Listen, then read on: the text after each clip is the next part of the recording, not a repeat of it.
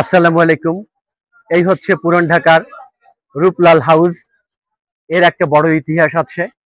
এটা আসলে 1825 সালে, অর্থাৎ ঠিক 200 বছর আগে এই রূপলাল হাউসটা প্রতিষ্ঠিত হয়েছিল।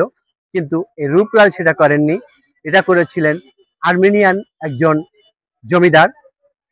তার নামটা আমি পরে বলবো। তিনি 1825 সালে এটা তৈরি করেন।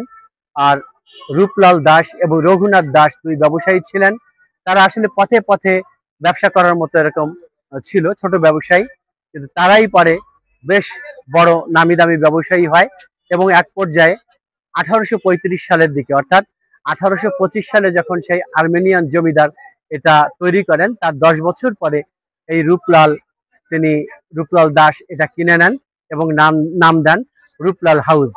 একটু বিল্ডিংটা একটু দেখাই, আমরা কাজ করে দেখাই।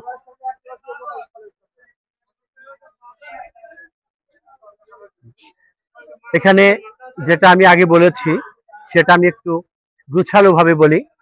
সেই 1825 সালেরও আগে, সেই সময় ঢাকার দুই বিখ্যাত ব্যবসায়ী ছিলেন রূপলাল দাস ও রঘুনাথ দাস। ঢাকার বণিক সমাজে বেশ নাম হাক ছিল তাদের দুজনেরই। 1835 সালের দিকে তারা সিদ্ধান্ত নেন নিজেদের সামাজিক মর্যাদার সাথে মানানসই একটি বাড়ি কেনা দরকার তাদের। তারা বেছে নিলেন সে সময়ের ঢাকার সবচেয়ে বড় বাড়িগুলোর একটিকে। আর্মেনিয়ান জমিদার আরাতুন, যেটাই বিল্ডিং দেখছেন, এটা 1825 সালের কাছাকাছি সময়ে বাড়িটি তৈরি করেছিলেন। যখন বাড়িটির বয়স ছিল 10 বছর, তখন রূপলাল কিনে নেন এবং নাম দেন রূপলাল হাউস। পুরনো ঢাকার অদূরে ফরাসগঞ্জের শ্যামপুরে তাদের অবস্থান ছিল। এই ফরাসগঞ্জের ইতিহাস আবার আর এক রকম। ফরাসি বণিকেরা এই এলাকায় ব্যবসা করতেন, থাকতেন, যার জন্য এই এলাকাটির নাম হয়েছে ফরাসগঞ্জ। তা রূপলাল ব্যবসা জীবন শুরু করেছিলেন আসলে পথে পথে লগ্নি ব্যবসা করে। সেখানে থেকে মেধার জোরেই উঠে যান ঢাকা শহরের সবচেয়ে ধনাঢ্য ব্যবসায়ীর কাতারে। আর মানুষ হিসেবে ছিলেন ভীষণ বিলাসী। 50 কক্ষ বিশিষ্ট বাড়িটি কিনেই থামেননি তিনি। নিজের পছন্দ, চাহিদা ও রুচির সমন্বয়ে পুনর্নির্মাণ করেন বাড়িটি। এই বাড়িটি পুনর্নির্মাণের কাজ তিনি দেন কলকাতার বিখ্যাত British engineering company Martin and Co এর কাছে। বিশাল নির্মাণযজ্ঞের ব্যবহার করা হয় স্থানীয়ভাবে পোড়ানো ইট আর প্রচুর লোহা। নির্মাণ কাজ চলছিল দীর্ঘ সময়। তারপরে এই যখন ব্রিটিশরা ছেড়ে চলে গেল 1947 সালের দিকে, তারপরে 47 সালের দিকে চলে যাওয়ার পরে এই বাংলাদেশ থেকে অনেক হিন্দুরা ভারতে চলে যান। আবার এরা 1947-এর আগেই রূপলাল এবং রঘুনাথ মারা যান। কিন্তু বাংলাদেশে যখন ভারতবর্ষ ব্রিটিশদের থেকে যখন স্বাধীনতা অর্জন করে 1947 সালে, তখন অর্থাৎ 14ই আগস্ট, তখন কিন্তু ভারতের বিভিন্ন মুসলমানরা বাংলাদেশে এসে অবস্থান করে, চলে আসে। আর বাংলাদেশ থেকে অনেক হিন্দুরা ভারতে চলে যায়। অর্থাৎ ভারত যেহেতু হিন্দু রাষ্ট্র, যার জন্য তারা সেখানে গিয়ে একটু শান্তিতে থাকবে। আর ভারত থেকে অনেক মুসলমান, বাংলাদেশ যেহেতু মুসলিম কান্ট্রি, এখানে এসে থাকেন। অর্থাৎ তখন ছিল পূর্ব পাকিস্তান। এই হচ্ছে আমাদের দেশের হিন্দু এবং মুসলমানের ওদেশ এদেশ ত্যাগ করার কারণ। এই রূপলাল হাউসটা আসলে এখন সেই 200 বছর আগের মতো নেই। এই হচ্ছে ভেতরটা। ভেতরে তো আমরা যেতে পারবো না, কারণ যাওয়া নিষেধ, কিন্তু বারান্দা থেকে দেখাচ্ছি। অনেক, তখনকার মানুষ লম্বা ছিল, অনেক বড় দরজা দেখেন, আর উপরে আর্মিরা থাকে। এখানে বিল্ডিংটা হচ্ছে দোতলা, আর বাম দিক যেটা পূর্ব দিক, এটা হচ্ছে 3তলা। জানা গেল এটার মালিকানা দাবি করছেন নূরজাহান বেগম, এবং তিনি মারা গেছেন, এখন তার ওয়ারিশরা আছে। আর এই সাইডটা হচ্ছে সরকারের সাথে যেটা কেস চলছে, হাবিব জামাল, তারপরে জনতা কৃষি পান্না কমিশন, তারপরে হচ্ছে গোলাম মোহাম্মদ, তারপর হচ্ছে আব্দুল ওহাব মিয়া, আর হচ্ছে নাজিম উদ্দিন, এটা কামাল উদ্দিনের ছেলে, যেটা ওখানে এই যে দেয়া রয়েছে। এই যে সরকারের সাথে কেস চলছে, এখন নোটিশ দেওয়া আছে এখানে। আর এর নিচে হচ্ছে এখন আড়ত, অর্থাৎ লিজ সিস্টেমে চলে। ভালো হয়েছে, ব্যবসাটা চলছে। আবার নোটিশ টানানো আছে, সরকার সতর্কীকরণ, যাও ওটা আর পড়লাম না। কিন্তু এই হচ্ছে মাঝখান দিয়ে রাস্তা, এই সাইড দোতলা, আর এই বাম সাইড হচ্ছে তিনতলা। বাম সাইডটা তিনতলা, যেটা নূরজাহান বেগম দাবি, মালিকানার দাবি আর কি। ঠিক 200 বছর আগের তৈরি করা বিল্ডিং, অর্থাৎ 1825 সালে তৈরি, আর আজ হচ্ছে 2025। এখন শুধু নিচে আড়ত, আর দক্ষিণ পাশটা হচ্ছে বুড়িগঙ্গা নদী, একেবারে বুড়িগঙ্গা নদীর পাশে। শ্যামবাজারও বলা হয় এখানে, ফরাসগঞ্জও বলা হয়, 11 নম্বর ফরাসগঞ্জ। ঠিক নদীর সাথেই রাস্তা, রাস্তার সাথেই হচ্ছে এই রূপলাল হাউস। এখন সাইনবোর্ড ওখানে টানানো দেখলাম, জামান হাউস নামে। দেখেন বাড়িটার তিনতলার কিছু অংশ দেখা যাচ্ছে ফাঁকা দিয়ে, একটু বড় করে দেখাই। এই যে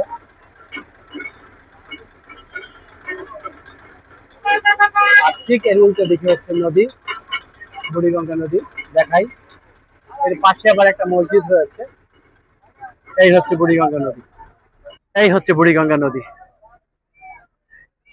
এর সাথেই রূপলাল হাউস।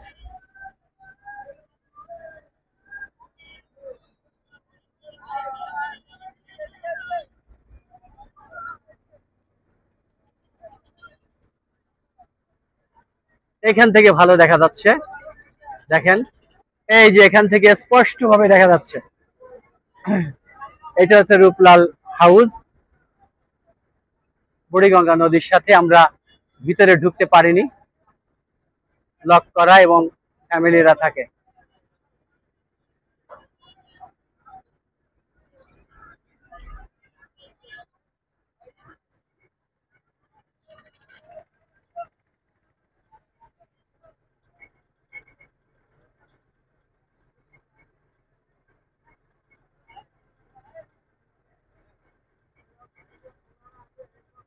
আমরা আবার একটু ভিতরে যাওয়ার চেষ্টা করি।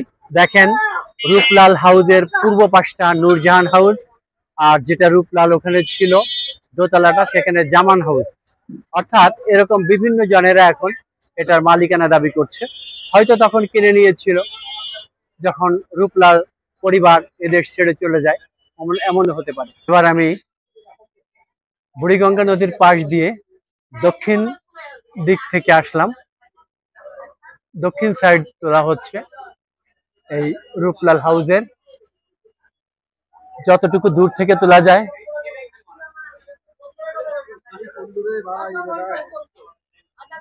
এটা হচ্ছে পূর্ব দিক, মানুষ বসবাস করছে।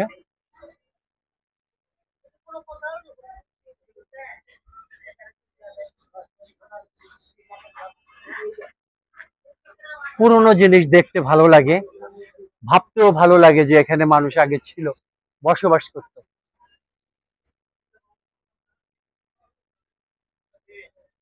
পিলার গুলো সব আগের। রূপলাল হাউসের নিচে সব ব্যবসার আড়ত, ভালো, অন্তত ফেলে না রেখে কাজ চলছে, ব্যবসা চলছে। পুরোটাই জায়গা ওনার।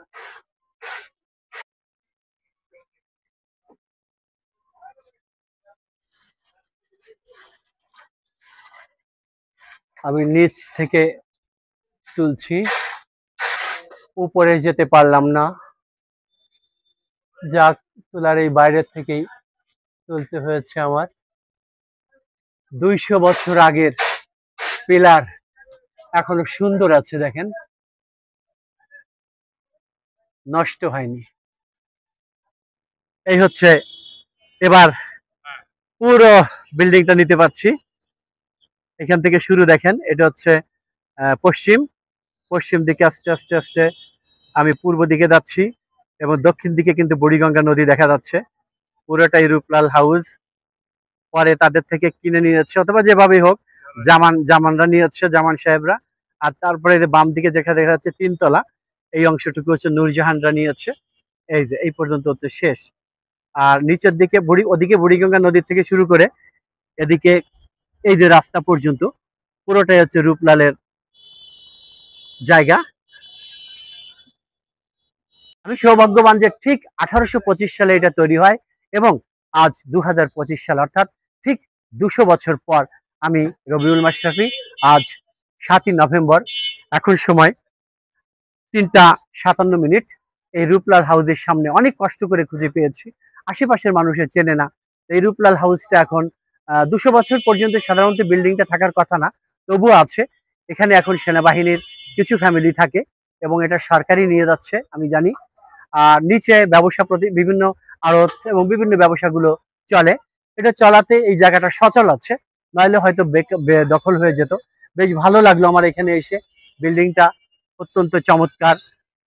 আর আপনারা পুরনো পুরনো জিনিস দেখবেন। আমরা এর একটু পশ্চিম দিকেই কিন্তু নর্থ ব্রুক হল আছে, যেখানে আমরা একটু পরে যাব।